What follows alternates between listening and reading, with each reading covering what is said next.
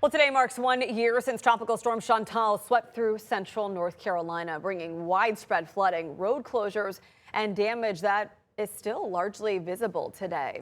That storm triggered road closures, damaged infrastructure, and left communities dealing with recovery efforts that in some areas are still ongoing right now.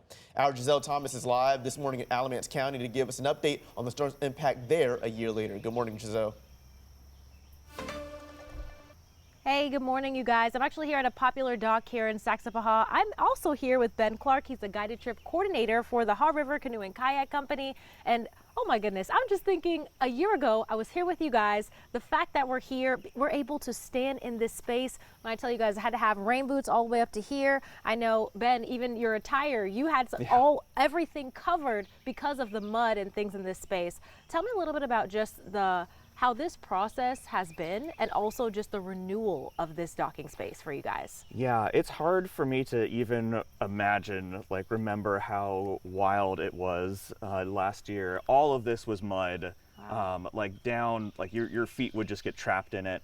We had hay out here to make paths. We actually have some of these blue pallets that we had to make trails with so that you could get to the boat shed, so you could get to the lake.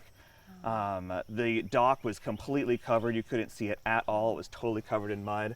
And the island over there, an entire boat shed had crashed into the top of that island. There was still a john boat and a canoe stuck on it for several weeks after the storm. And speaking of that, the fact that you're able to still see some remnants of what Chantal did now a year later, I want to ask too, I know, speaking back to this boat shed, I know this plays a huge part in you guys' business. You guys have an ongoing summer camp right now, but looking at this space, I remember you guys were taking everything out of here to clean it up. Tell us about how that process worked. Yeah, so the flood was at least up here, which was nothing compared to how high it was below the dam. But that meant that all of these boats got totally covered in mud.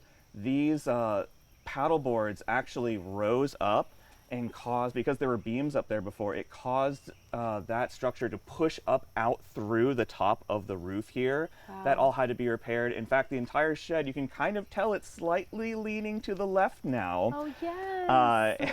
And that has, oh, my goodness. We had to replace some parts so that it would still stand correctly. But now, as you can see, we've kind of had to move all of our stuff in here. We didn't used to have all these paddles and life jackets in here. Those used to be in our office, but unfortunately our office was totally flooded last year. And so we're still in the process of building our new space just up the hill here.